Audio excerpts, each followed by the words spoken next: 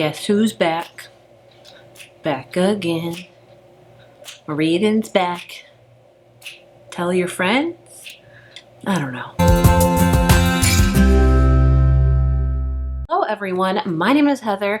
Welcome to the channel Bookables. Today I'm here to share with you every book I read in the month of March, and my reading game is back. I read 8 books and I am really happy about that. That's my first month this entire year where I've read more than like 5, so I will gladly pat myself on the back for that one. Before I can get into all of the books that I read in March, I do want to thank the sponsor of this video, Book of the Month. Book of the Month is an online book service for, you guessed it, readers. Each month, their team vets hundreds of brand new titles and select 5 to 7 of the best new and sometimes even early releases for members to choose from. In fact, their entire mission is to help readers discover new books that they love and to promote the work of emerging authors.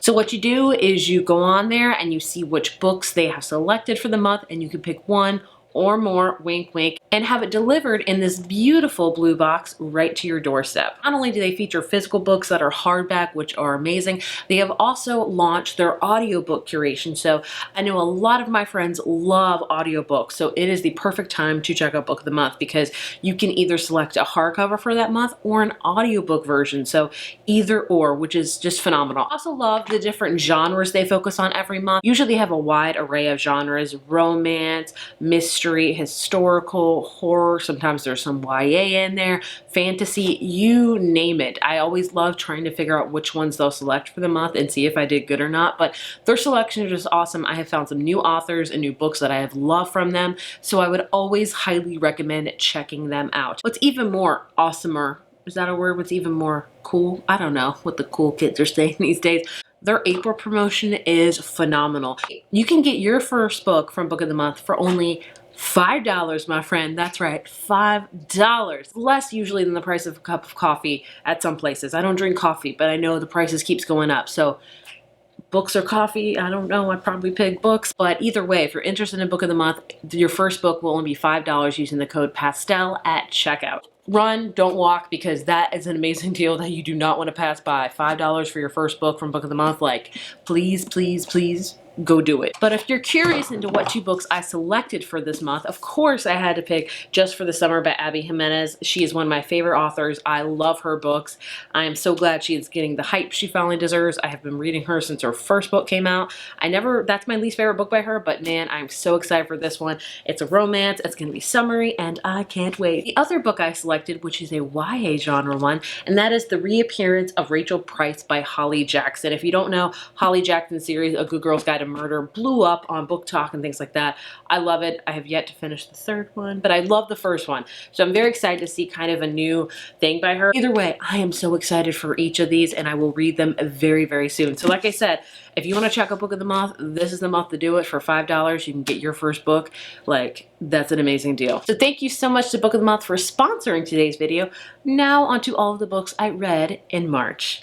So like I said, I read 8 books for the month of March, and half of them I really enjoyed. I really liked. The other half, not so much. So we're just gonna go ahead and start with that because to save the best for last, if you will. So first up, we have one that will for sure be making my least favorite books, worst books of the year by the end of the year, 100%. And that is If You Hate Me by Helena Hunting. And this hurts my heart to do so because I know I always rave about her book, Kiss My Cupcake, and I still do. I love it. It's a great romance. It's a steamy romance about a cupcake owner shop and like a bar. Either way, it's a great romance. So when I heard she was going to do a hockey romance, I just did a sports romance video. I was like, ooh, I should check this one out.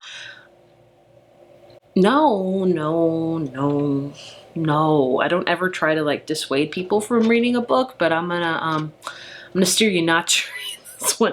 This one is about Tristan and Beatrix, and basically Beatrix at the beginning of this book loses her job, loses where she's gonna live, so she has to crash with her younger brother named Flip. All their nicknames are so stupid, by the way.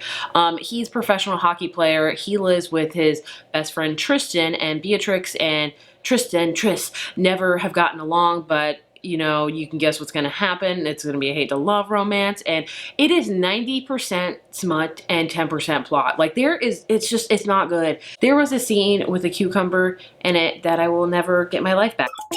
Like it was just not good. It was not good. Like that's all I'm gonna say. I really, really did not like it. Probably one of the books I've read in my life that I was like, I want the time I wasted back reading this book. And I don't say that a lot, you know, because I know there's an audience for every book, but I really, really did not like this one. Moving on to another one that just really wasn't for me, and this one is also really painful to say, and that is Happily Never After by Lynn Painter.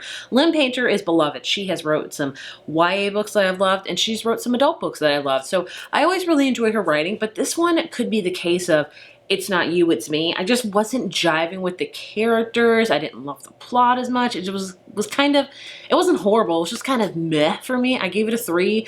It was just okay. This one follows Sophie and it follows Max. At the beginning of this book, Sophie is literally about to get married, but she hires this guy named Max to object at her wedding. You know, if anybody has anything to say before we go on this wedding, like, you know, say it now. And you have to say like, I object, you know. She hired him because she knows that she can't get out of this wedding because her parents paid a lot of money, yada, yada, yada. Eventually, they become a team and they both go to weddings to object at them. And they both are very cynical with the idea of love. She doesn't believe in love, her more so than him.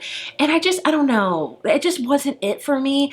I just didn't like it. I can't tell you an exact reason why. You know, sometimes when you read a book, you just don't connect with it. And that was this for me.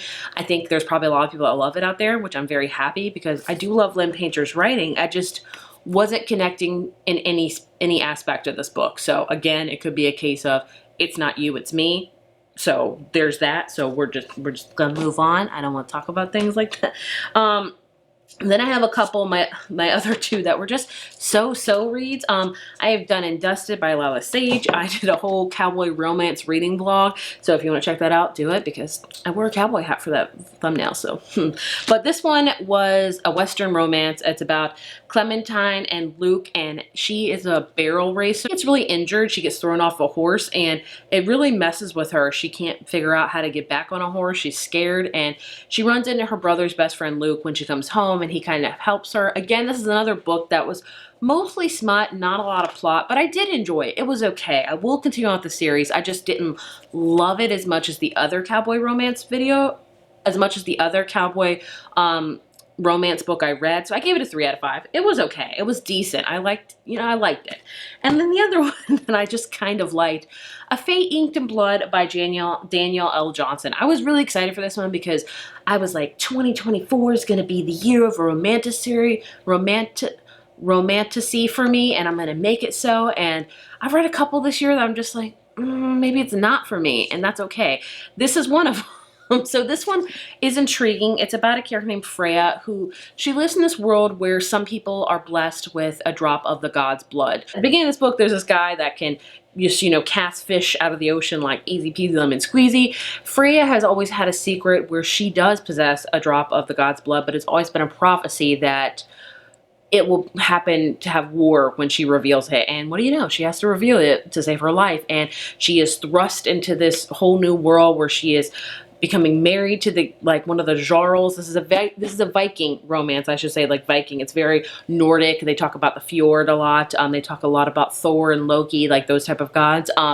And she is blessed with the goddess Helen, I think, and she can protect. Either way, she is now the shield maiden, and she hates her husband, but she is very much intrigued by his son-in-law, you know, who's around her age. And so, you know, that's the whole thing. But it was just okay. I don't know. I just didn't love it. It could be another case if it's not you, it's me. But I'm having a hard time deciding if I'll continue on with the series or not. It pains me to say because the cover is beautiful. It's got silver, like bluish sprayed edges. And I just, it says their fate is inked in her blood. It's carved in her bones, and the power is Freya's destiny. It had a lot of good action scenes, which I liked, but I think the beginning was slow, and the middle was slow, and then towards the end, it got interesting. So I think maybe that's why I didn't love it as much, so I gave it a 3. I don't know. Now we're going to move on to the books that I really did enjoy, starting with My Lucky Charm by, is it My Lucky Charm or My Good Luck Charm? By Courtney Walsh. This is her second book in her Holidays with Heart series. Her first one I read last year called My Phony Valentine, and they're just clean romances that are super cute. Do they have a lot of plot? No, but are they just super sweet? Yes, they are, and this one was great. So in the first book we followed one character, I think her name was I forget what her name was, but we followed the sister in this one named Eloise, and basically she becomes the assistant to a hockey player that was on the same team as the guy in the first book, and his name is Grayson, and he's very grumpy, and it's basically a Grumpy Meets Sunshine book, and it was just so adorable. I love the chemistry between the characters. I love the romance. I love that Eloise was obsessed with Dr. Pepper. Like she always had to have an emergency one, and even at one point she's like, I don't want a bouquet of flowers on my first day. I want a bouquet of Dr. Pepper. And I was like, hell yeah, because that is my favorite soda. Like, I have cut out a lot of soda, but just one little mini can a day, and Dr. Pepper is my vice, okay? I like it, and that's just what it is. I love it. Like, there's this old lady that's like, drinks Dr. Pepper. She's like 104. That's who I want to be, okay? I love Dr. Pepper. So I was like, girl, yes. But either way, it was super cute. I highly recommend it if you just want a super clean romance that just, a good palate cleanser. I gave it a 4. Then we have a nonfiction book that I started in January, and I'm just now finishing, and that is Get Your Life Back by John Eldridge. This was recommended to me by one of my best friends, and it was an amazing book. I thoroughly loved it. So this is Everyday Practices for a World Gone Mad. If you don't know, I am a Christian and I'm religious.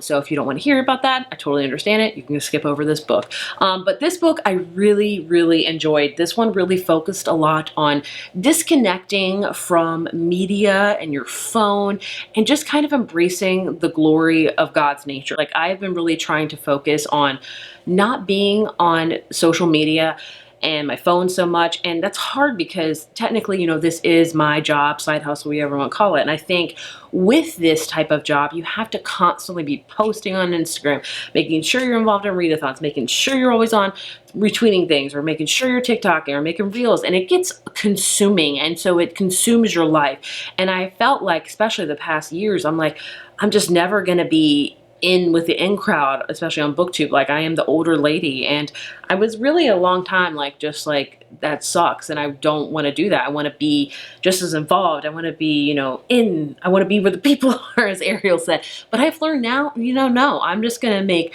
what I like to do, which is this, and mold it into my life. I don't have to change myself to mold into that life, So if I want to just slow down and post when I can, that's what I'm going to do. And that's what I have done. So kind of made it. And that's not to say that if you post a lot and do other things that you're obsessed. No, that is totally not to say. You might have time to do all that stuff and still have time to disconnect from social media. I don't, because I have kids. My time is finite. So if you post and stuff all that time, I think it's great. You do you. Everyone's a different person, and that's great. And that's what makes this world goes round. But for me, I've just learned to try to scale back and try to be more realistic with my time. And that's not to say I've been great. Like, I still have not done the best, but this book has really helped me and opened my eyes to it. So I would highly recommend it. I really enjoyed it, and will be reading more books by him. I have the other cowboy romance book I read, and that is Heartless by Elsie Silver. This is book 2 of the Chestnut Spring series, and I loved it. I liked Flawless, but I loved Heartless, man. Maybe it's a single dad, it's a good dad that just does it for me, and I'm not faulting it for that. But this is about Cade and Willa. So Cade is the brother of our main character in our first book, Rhett. And Willa is the best friend of our other main character in the first book, Summer. So basically in the beginning of this book, Cade is a single dad, and he needs someone to help watch his, I want to say, 6-year-old son named Luke during the summer because of no school and things like that. And Willa has nothing else to do. She's like, fine, I'll do it. And so quickly it's like a single dad age gap romance. They're 13 years apart, which really isn't that much of an age gap. Isn't that much of an age gap, but it's got a lot of steamy times in it. It's got a lot of great chemistry, and I love the talk about family, and I ate this book up. So this Flawless didn't want to make me read the rest of the series. This one definitively does. Like, I'm going to read Jasper's book. I need to know what's going to happen. I can't wait to read it. So I gave it a 4 out of 5. Loved it. And then my favorite book of the whole month was a complete surprise for me, and that is Practice Makes Perfect by Sarah Adams. This is my third, I want to say, Sarah Adams book, and I liked her other ones, but man, something about this one I just ate up like freaking cotton candy. Like, I devoured it. If you don't know, Sarah Adams writes clean romances, which means it's closed door. You don't get a lot of steamy times, which is more than okay with me because I love the chemistry between these two main characters. Her first book in this series is When in Rome. And so this book right here follows Annie, who is the guy's who's the guy's sister. And we also follow Will, who is the girl main character in this one's bodyguard. And basically, Annie is a florist. She's kind of known as the good girl, the younger sister. And she's like, you know, I want to try to find love and things like that, but she needs practice with dating and stuff. And so the bodyguard kind of helps her with that. And it's kind of like a good girl, bad boy romance. And I loved it. It was just so sugary sweet. I can't tell you exactly what it was, but I just loved it. I loved it so much. It makes me want to read all of Sarah Adams' books. But I think it was just the main characters in this book that I just really, really adored. I love their romance in it and their chemistry. So 5 out of 5. I freaking devoured the mess out of this book. So there you have all the 8 books I read this month. That's right, 8. Hopefully April will be the same or maybe more. That would be phenomenal. If you've read any of these books, let me know. I would love to know because I'm sure I've got a lot of differing opinions on a lot of them. But hey, again, that's what makes this world go round. I'll see you in my next video. Thank you so much for watching. Bye.